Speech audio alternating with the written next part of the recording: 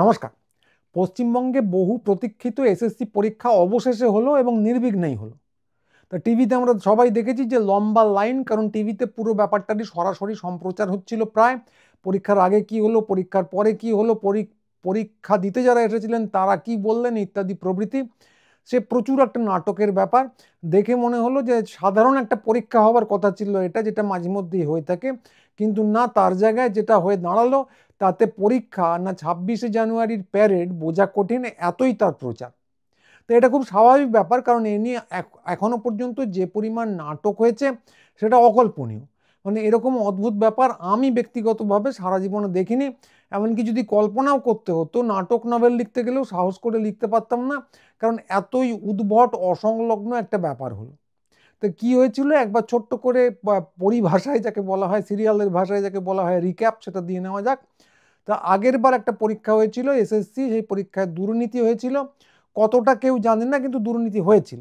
আমি এটা নিশ্চিত করে কেন বলছি, কারণ আদালতে জিনিসটা গেছে, সেখানে কোনো পক্ষই দুর্নীতির ব্যাপারটা অস্বীকার করেননি। ফলে কত মাপের হয়েছিল জানা না গেলেও একটা দুর্নীতি হয়েছিল।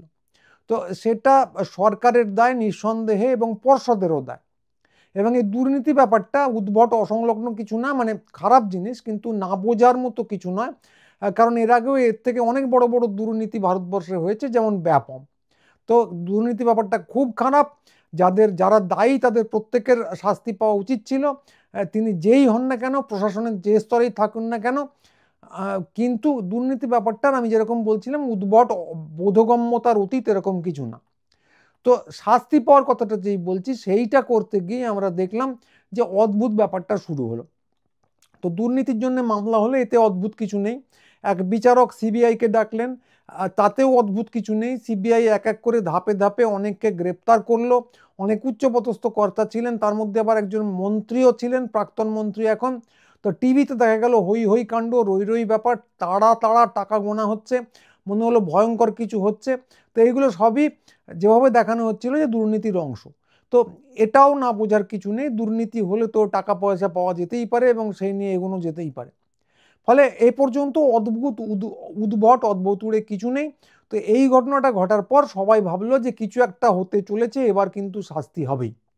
তো যে উদ্ভট অকল্পনীয় জিনিসটার কথা বলছিলাম সেটা কিন্তু শুরু হলো এরপরে।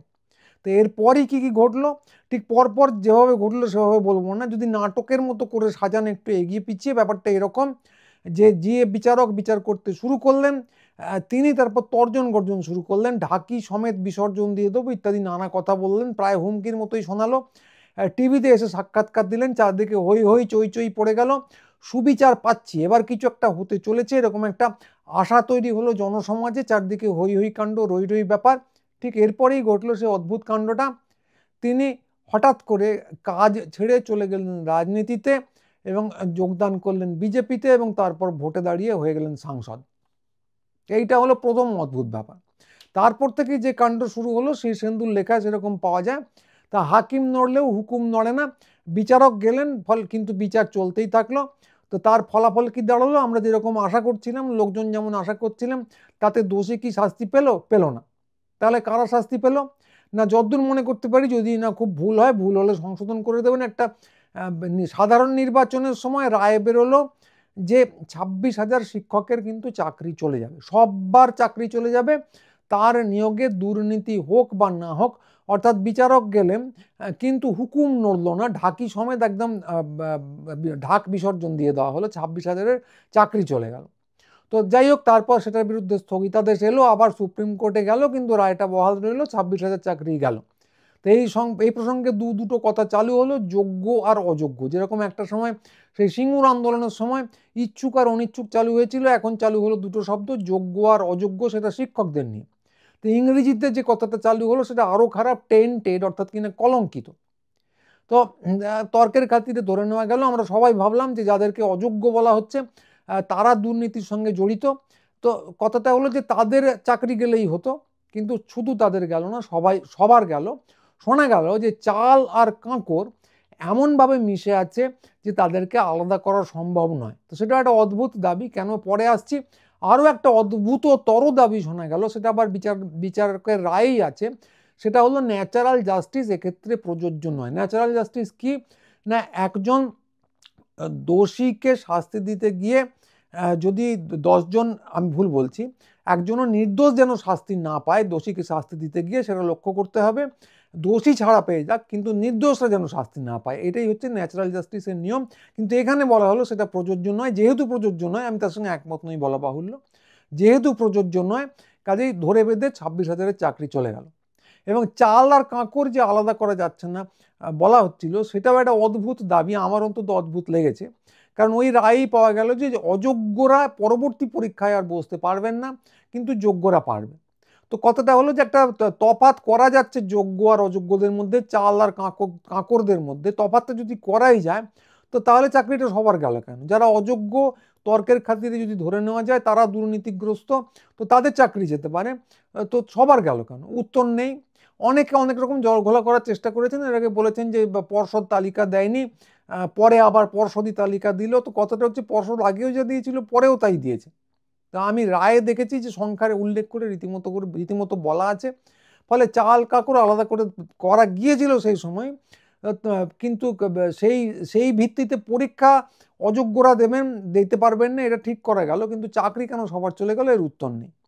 এবং তার চেয়েও এই উদ্ভটতর ঘটনা ঘটতে ঘটতে আরেকটা মাত্রা বাড়লো তার, দুর্নীতিতে কারা জড়িত সেই তদন্তের কি হলো তারও কোনো উত্তর নেই।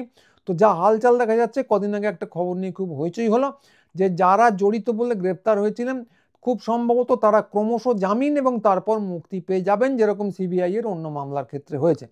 ফলে সব মিলিয়ে কি দাঁড়ালো, যে দুর্নীতির জন্য কেউ শাস্তি পাবেন না, অর্থাৎ দুর্নীতি কেউ করেনি, করলেও ধরা পড়েনি, কিন্তু দুর্নীতি হয়েছে। আর শাস্তি পেল কারা? যাদের বেশিরভাগ অংশটার সঙ্গে দুর্নীতির কোনো যোগ নেই। যারা দুর্নীতি করলো, দুর্নীতির সঙ্গে জড়িত, তারা ড্যাং ড্যাং করে চারদিকে ঘুরে বেড়াচ্ছে, বলার কেউ নেই, ওই মামলা কোথাও যাবে বলে কেউ আর আশা করেন না, বলার কেউ কোথাও নেই। এবং যারা এটা নিয়ে তদন্ত করলো, অর্থাৎ কিনা কেন্দ্রীয় এজেন্সি, তারা নিজেদের চূড়ান্ত অপদার্থ প্রমাণ করলো, কিন্তু তাদের বিরুদ্ধে কোথাও কোনো অভিযোগ নেই, কেউ কোনো কথা বলছে না, বলার কোনো জায়গায় নেই। তো এই হলো পুরো নাটকের সংক্ষিপ্ত ইতিহাস। এরপরে তো হইচই হওয়াই স্বাভাবিক, এত নাটক যেখানে হয়েছে সেখানে পরীক্ষাটা হবে ঠিকঠাক করে, এটাই মানুষ বিশ্বাস করতে পারছিল না, সেই জন্যই এত নাটকীয়তা। তো যাই হোক, এরপরে পরীক্ষা হলো, সেখানে সবাই পরীক্ষা দিলেন। সেখানেও একটা খুচরো জিনিস দেখা গেল যে বাইরের রাজ্য থেকে অনেকে এসেছেন পরীক্ষা দিতে। তো সেক্ষেত্রে শাসক দলের লোকেদের খুব উল্লাস দেখা গেল, যে বলা হচ্ছিল যে পশ্চিমবঙ্গে কোনো চাকরি বাকরি নেই, তাহলে এত লোক বাইরে থেকে আসছে কেন, উত্তরপ্রদেশ বিহার থেকে। উল্টো দিকে আরেকটা বক্তব্য শোনা গেল যে বেশিরভাগ পরীক্ষাই তো বাংলা মিডিয়ামের জন্য হচ্ছে, যারা হিন্দিভাষী এসে পরীক্ষা দিচ্ছে তারা শেখাবেটা কী করে? এদেরকে, এটা সংরক্ষণের ব্যাপার নয়, বাংলা বা স্থানীয় ভাষাগুলোর একটা বাধ্যতামূলক পেপার রাখা হয়নি কেন? তো এইগুলো খুচরো বিষয়, কিন্তু এগুলো নিয়েও বিতর্ক হয়েছে। তো সেটা আজকের বিষয় নয়, ফলে বিশদে ঢুকছি না। তো সব মিলিয়ে যেটা দাঁড়ালো, এই চূড়ান্ত নাটকীয়তার পরে শিক্ষা ব্যবস্থার অবস্থা নিয়ে আমরা কথা বলছি, যে এই চূড়ান্ত নাটকীয়তার পরে এবং চূড়ান্ত যেটাকে বলা হয় অনিশ্চয়তার পরে একটা পরীক্ষা হলো ঠিকই, কিন্তু রাজ্যের শিক্ষা ব্যবস্থা যে বিষ বাঁও জলে, তার কি কোনো উন্নতি হলো, উদ্ধারের কোনো লক্ষণ দেখা যাচ্ছে? আশা কম। কিন্তু কারণ সামগ্রিকভাবে যেটা আছে সেটা হচ্ছে শিক্ষকের আকাল, এটা একটা বড় ব্যাপার, সেটার খানিকটা এই শিক্ষক নিয়োগ দিয়ে হয়তো পূরণ করা যাবে। ছাত্র অত্যন্ত বেশি, ছাত্র শিক্ষকের অনুপাত যেটা হওয়ার কথা তার থেকে অনেক বেশি। এবং সব থেকে বড় ব্যাপার যেটা হলো সেটা হচ্ছে এই পুরো নাটকটার কারণে একটা অনাস্থা তৈরি হলো পুরো ব্যবস্থাটার ক্ষেত্রে। এই টাল বাহানা নাটকীয়তা যতদিন চলছিল, অনাস্থা বাড়ছিল। শিক্ষকরা যে একটা সম্মানের আসনে বসে আছেন, সেই সম্মানের আসনটা কিন্তু আস্তে আস্তে নড়ে চড়ে যাচ্ছে। পুরোটাই হলো এই এই এই টাল বাহানা, নাটকীয়তা, অনিশ্চয়তা, সমস্ত কিছুর কারণে। কে মামলা করেছেন, কার দায় দুর্নীতির, কে তদন্ত করেছেন, এসব নিয়ে আর তর্কে ঢুকছি না, পুরো ধারাবিবরণটা একটু আগেই দিলাম। কিন্তু এই পুরো যে জিনিসটা হলো, তার ফলে একটা কিন্তু অনাস্থা তৈরি হয়েছে। তো অনাস্থাটা শুধু এই জন্যই নয়, অনাস্থাটা একটা দীর্ঘমেয়াদী ব্যাপার। তার আরও একটা কারণ আছে, সেটা হচ্ছে কেন্দ্রীয় বোর্ডের উপর আস্থা এই সময় কিন্তু বাড়তে শুরু করেছে। সেটাও খুব একটা আপত্তিক নয়। কেন্দ্রীয় বোর্ড নিয়েও অভিযোগের কোনো শেষ নেই। নিট পরীক্ষা নিয়ে কিছুদিন আগেই দুর্নীতির চূড়ান্ত অভিযোগ এলো, সেটা আপনারা জানেন। সেটা তো কেন্দ্রীয় শিক্ষার অধীনে, কেন্দ্রীয় বোর্ড না হলেও কেন্দ্রীয় শিক্ষা ব্যবস্থার অধীনে। তাছাড়া এই যে বেসরকারি স্কুলগুলোতে যারা পড়ান, তারা যে সরকারি স্কুলের শিক্ষক যারা আছেন তাদের থেকে খুব উচ্চমানের সেরকম আদৌ কিছু নয়। কিন্তু একটা পরিকল্পিত উপায়ে গদি মিডিয়া বলুন সমস্ত স্তর থেকে কেন্দ্রীয় শিক্ষা যে ভালো এরকম একটা ব্যাপার ছড়িয়ে দেওয়া হয়েছে, এবং একই সঙ্গে রাজ্যের শিক্ষা ব্যবস্থা যে খারাপ, রাজ্যের শিক্ষা ব্যবস্থা নিয়ে চূড়ান্ত একটা অনিশ্চয়তা যে ভালো কিছু হচ্ছে না, এরকম একটা ব্যাপার বার্তা কিন্তু চারদিকে ছড়িয়ে দেওয়া হয়েছে। ফলে যেটা দাঁড়িয়েছে, দূর জেলার কথা আলাদা, কিন্তু যদি ধরুন কলকাতা থেকে 30 কিলোমিটার ব্যাসার্ধ নিয়ে একটা বৃত্ত আঁকেন, সেখানে দেখবেন যে মধ্যবিত্ত এই আমাদের স্তরের লোকজন, তাদের ছেলেমেয়েরা সরকারি স্কুলে প্রায় যাচ্ছে না বললেই চলে, তারা কিন্তু সবাই ইংরেজি মাধ্যম কেন্দ্রীয় বোর্ডে যাচ্ছে। এমনকি গরিব লোক যাদের কোনো উপায় নেই, কেবলমাত্র তারাই ছাত্রছাত্রীদের ছেলেমেয়েদের পাঠাচ্ছে সরকারি স্কুলে, সরকারি বা সরকারি সাহায্যপ্রাপ্ত স্কুলে। বাকিদের কিন্তু একটু উপায় থাকলেই তারা মুখে রক্ত তুলে খেটেও ছেলেমেয়েদের কেন্দ্রীয় বোর্ডের স্কুলে পাঠাচ্ছে। সেখানে কি শিখছে বড় কথা নয়, কিন্তু একটা আবহাওয়া তৈরি হয়ে আছে যে ওটাই মুখ্য, ওখানে গেলে চাকরি বাকরি পাওয়া যাবে, ভবিষ্যৎ খুলে যাবে। এবং এইটার থেকেও বড় ব্যাপার যেটা, যে এইটা নিয়ে এই যে পুরো প্রক্রিয়াটা ঘটছে, এটা নিয়ে কোনো আলোচনাই নেই বৌদ্ধিক স্তরে। মানে এটাকে সকলের স্বাভাবিক ব্যাপার বলে মেনে নিয়েছেন যে রাজ্য সরকারি শিক্ষা আস্তে আস্তে মৃত্যুমুখী হয়ে আস্তে আস্তে মরে যাবে। অনেকেই আমাকে বলেছেন এটা শুধু পশ্চিমবঙ্গের চিত্র না, তামিলনাড়ু বলুন, ব্যাঙ্গালোর বলুন, কর্ণাটক, তো সর্বত্র কিন্তু এরকম দেখা যাচ্ছে। তো অনেকেই বলছেন যে, অনেকেই ভাবছেন, মাথার মধ্যে ঢুকে বসে আছে যে সরকারি অবৈতনিক শিক্ষা ব্যবস্থা আসলে মারা যাবে এবং ভর্তুকিদার কারো আস্থান নেই, সবাই পয়সা দিয়ে শিখতে বেশি পরিমাণে আগ্রহী, তাতে যাই শিখুন, পয়সা দিয়ে দিতে হচ্ছে, এখানে একটা গ্ল্যামারের ব্যাপার আছে, একটা ঝা চকচকে ব্যাপার আছে, এইটাতে কিন্তু মূল আকর্ষণ। এবং এইটা নিয়ে এই যে ব্যাপারটা ঘটছে, এটা নিয়ে কোনো স্তরে কিন্তু কোনো বৌদ্ধিক স্তরে বিশেষ কোনো আলোচনা নেই, আলোড়ন নেই, সবাই এটা মেনে নিয়েছেন। অবৈতনিক শিক্ষা একটা দীর্ঘদিনের লড়াইয়ের ফসল, মানুষ অনেকদিন ধরে চেয়েছে। শিক্ষকরা যে এখন মাইনেটা পাচ্ছেন সেটাও 77 সাল থেকে চালু হয়েছে, তার আগে ছিল না। ফলে এইগুলো একটা অর্জন, একটা সমাজের অর্জন, সেই অর্জনটা যে এমনি এমনি চলে যাচ্ছে, শিক্ষা ব্যবস্থাটা মরে যাওয়ার মুখে, এ নিয়ে কারো কোনো আলোড়ন নেই। এইটা হচ্ছে সব থেকে বিপজ্জনক ব্যাপার। তো অবস্থা হচ্ছে এই, আমরা এই অনুষ্ঠানটার বিষয় করতে চেয়েছিলাম, বা আমি চেয়েছিলাম যে শিক্ষা ব্যবস্থা কোন দিকে, শিক্ষা কি উঠে যেতে চলেছে, না সরকারি শিক্ষা ব্যবস্থা নাকি ঘুরে দাঁড়াতে চলেছে। তো অবস্থাটা ঘুরে দাঁড়াক বা না দাঁড়াক, অবস্থাটা কিন্তু এইখানে খুব একটা আশাব্যঞ্জক একেবারেই কিছু না। তো এর মধ্যে যেগুলো হতে পারে, যে এর মধ্যে আরও মামলা হতে পারে এবং ব্যয় বরাদ্দ আটকে যেতে পারে, এবং মধ্যবিত্তদের মধ্যে যে মানসিকতা তৈরি হয়েছে যে তাদের ছেলেমেয়েরা সরকারি স্কুলে আর যাবে না, অন্তত শহরাঞ্চলে বা আধা শহর এলাকাগুলোতে শিক্ষা শুধুমাত্র হচ্ছে একটা কর্মসংস্থানের জায়গা, যেরকম সরকারি হাসপাতালগুলো মধ্যবিত্ত বা উচ্চবিত্তদের জন্য কেবলমাত্র কর্মসংস্থানের জায়গা। তো এইখানে চাকরি বাকরি না পেলে হইচই হবে, কিন্তু শিক্ষা যেখানেই যাক হইচই হবে না, এইটার পালে আরও হাওয়া বাড়তে পারে। তো সব মিলিয়ে ঘুরে দাঁড়াবে কি বলবো, যে পুরোটাই দেখে শুনে মনে হচ্ছে, মানে লোকজন অন্তত মনে করছেন, ধরেই নিয়েছেন যে ব্যাপারটা মারা যাচ্ছে, অন্তত অন্তর্জলি যাত্রার দিকে লোকজন যাচ্ছে। এই আমাদের মতো লোকজন, আমাদের সেগমেন্টে যারা আছেন, তারা ছেলে মেয়েদের ভুলেও সরকারি স্কুলে পাঠান না, তারা বেসরকারি স্কুলে পাঠান। তাদের পক্ষে যুক্তিও আছে, একেবারে এড়িয়ে যাওয়া যায় না, তাদের পক্ষে যুক্তিও আছে যে যেখানে শিক্ষা ব্যবস্থা খারাপ সেখানে পাঠাবো কেন, আমার আদর্শ আছে, আমার অনেক কিছু আছে, কিন্তু ছেলে মেয়ের ভবিষ্যৎটাকে তো দেখতে হবে, নইলে সে তো উল্টে আমাকে গালাগাল দেবে। ফলে সব মিলিয়ে ব্যাপারটা কিন্তু এই জায়গায়। তো এই জায়গা থেকে যদি হাল ফেরাতে হয় শিক্ষার, তাহলে কিন্তু এই চিন্তার ধরনটা মানুষের যেটা মাথায় আছে সেটাকে বদলাতে হবে। মানুষের মনে এইটা অনেকভাবে গেঁথে দেওয়া আছে, সেটা বদলাতে হবে, এবং তার জন্য অনেক একটা বড় পরিবর্তন দরকার। তো কিছু করতে যদি হয়, হাল যদি ফেরাতে হয়, এই যে বিচ্ছিরি অবস্থা আছে এখান থেকেই শুরু করতে হবে, কিন্তু তাতে ওই সমস্যাগুলো থাকবে। তো আপাতত যেগুলো বললাম, মাইন্ডসেট, চিন্তাভাবনার ধরন, সেটা থাকবে। দুর্নীতির মামলা হতে পারে, শিক্ষক সংখ্যা কম থাকবে, আপাতত প্রথম প্রজন্মের পড়ুয়ারাই সরকারি স্কুলে আসবে। এই মুহূর্তে হঠাৎ মধ্যবিত্তরা হঠাৎ উচ্চকিত হয়ে সবাই সরকারি স্কুলে তাদের ছেলেমেয়েদের পাঠাতে শুরু করলেন, এটা হবে না। তো এইগুলো সমস্যা, এগুলো চাপ, এবং চাপ যখন থাকে তখনই কিন্তু তার মধ্যে থেকেই প্রকৃত সৃজনশীলতা উঠে আসে। তো আমার মনে হয়, ব্যক্তিগতভাবে আমার ধারণা, যে এই পুরো জিনিসটাকে একটা সীমিত ক্ষমতা নিয়ে সৃজনশীলভাবে দেখে একটা পরিবর্তন আনা উচিত, না আনলে কিন্তু ঘুরে দাঁড়ানো যাবে না। তো পরিবর্তনগুলো কি, অনেক কিছু হতে পারে। সাধারণভাবে আমি যেটুকু ভেবেছি সেটুকুই এখানে বলবো। এক হচ্ছে পরিকাঠামোর, যেগুলো সোজা সেদিকে দিয়ে শুরু করি। এক হচ্ছে পরিকাঠামো। তো পরিকাঠামোর অবস্থা খারাপ, অনেক জায়গায় স্কুল বিল্ডিং ভেঙে টেঙে পড়ছে, এবং তার থেকে বড় কথা যতজন ছাত্রের একটা ঘরে ঢোকার কথা তার থেকে অনেক বেশি ছাত্র ঢুকে বসে থাকছে। তো এইটা অবিলম্বে বদলানো দরকার। তো এইটা বদলাতে গেলে আবার টাকা দরকার। রাজ্য সরকারকে বললেই বলবেন আমাদের তো টাকা নেই। তো এর উপায়টা কি? উপায়টা একটা সহজ উপায় হতে পারে, কিন্তু তার জন্য সকলকে উদ্যোগী হতে হবে।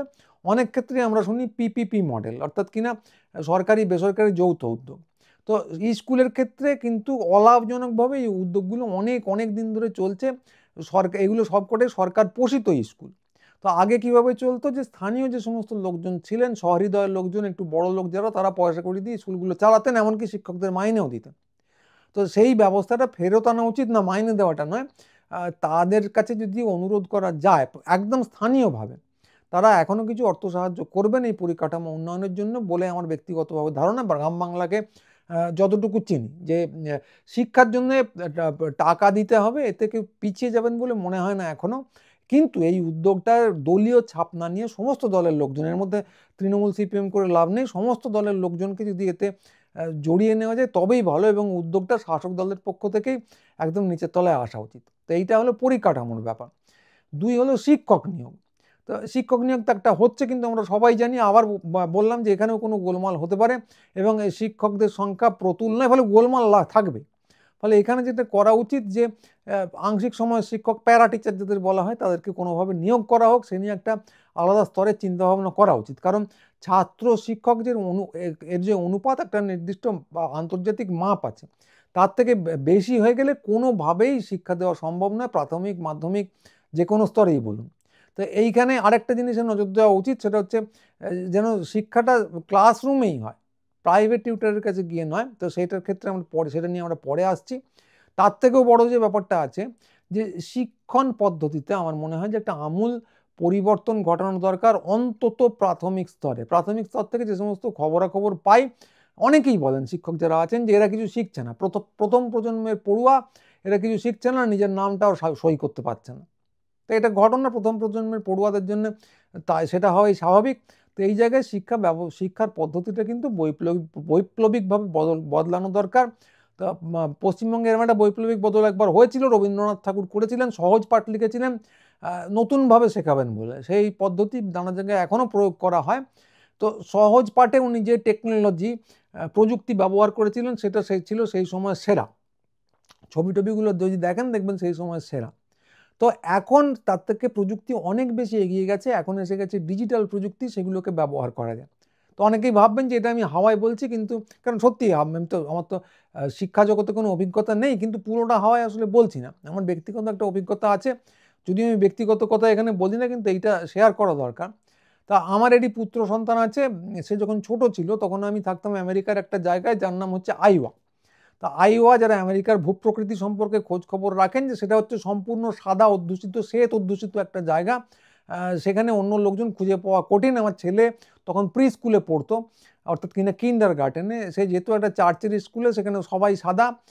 এবং ফিরে আসার পর একদিন দেখলাম 3-4 বছর বয়সে সে শুধু ইংরেজি বলতে শুরু করেছে। শুধু তাই না, যেহেতু চার্চের স্কুল, সে দাবি করতো যে খাওয়ার সময় থ্যাংক ইউ জিসাস বলে প্রার্থনাও করতে হবে। তো এইখানে অথচ আমার এবং আমার স্ত্রীর খুব ইচ্ছা ছিল যে আমরা তার ছেলেকে বাংলাটা শেখাবো, খুব ভালো করে শেখাবো। তো আমার স্ত্রী তো অবাক অক শেখাতে খুব আগ্রহী ছিল, সে ছেলেকে ধরে রোজ বসাতো, কিন্তু তাতেও খুব বেশি অগ্রগতি হচ্ছিল তা নয়। ফলে যেটা করতে হলো, 1 নম্বর, এটা একটু গল্পের ছলেই বলি, সেটা হলো আমি সারা জীবনে টিভি সিরিয়াল দেখিনি, কিন্তু ছেলের জন্য ওই দূরে আমেরিকায় বসে একটা এশিয়ান চ্যানেল নিলাম, যেখানে বাংলা সিরিয়াল দেখা যায়। তো সিরিয়াল সেটা ফিরে এসে ছেলে দেখতে শুরু করলো, এবং তাতে করে বাংলা তার কানে ঢুকতে শুরু করলো। এবং সেই সিরিয়ালের একটা ছিল সাধক মামা খ্যাপা, এবং অন্যটার নাম ভুলে গেছি। তার গল্প শুনিয়ে সে এখন প্রাপ্তবয়স্ক, তার গল্প শুনিয়ে সে এখন আমাকে বোর করে। তো এইটা গেল বাংলা কানে ঢোকার কথা। তো কিন্তু শিখবে কি করে? তা একটা হলো যে আমার স্ত্রী শেখাতো, তো বললামই। আরেকটা হলো যে সারা ঘর জুড়ে বাংলা বর্ণমালা লিখে টিকে দেওয়া হলো। কিন্তু এরপরে আরেকটা উপায় যেটা করলাম, সেটা হচ্ছে তখন কম্পিউটার প্রযুক্তি এসে গেছে, আমি কম্পিউটার মানে সফটওয়্যার কুলি হিসেবেই কাজ করি।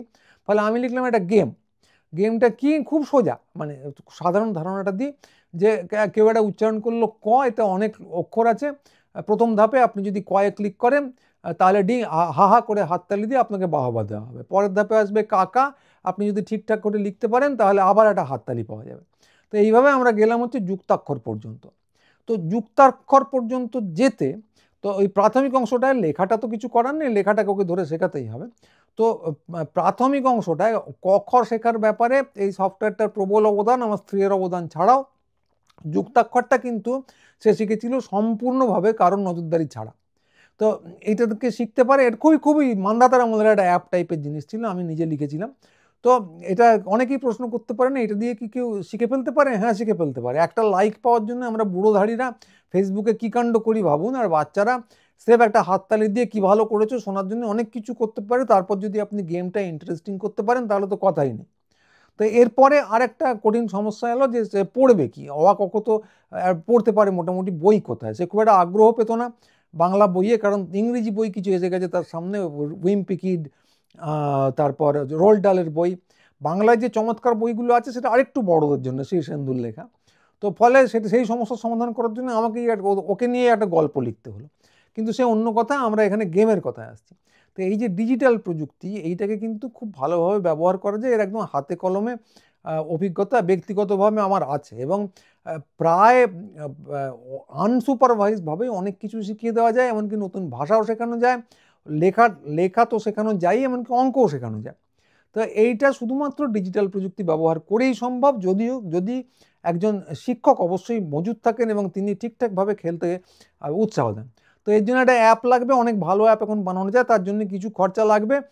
আমাদের সরকার বাহাদুরের যে শিক্ষার বাজেট, তার জন্য তার কাছে এটা খুব কম।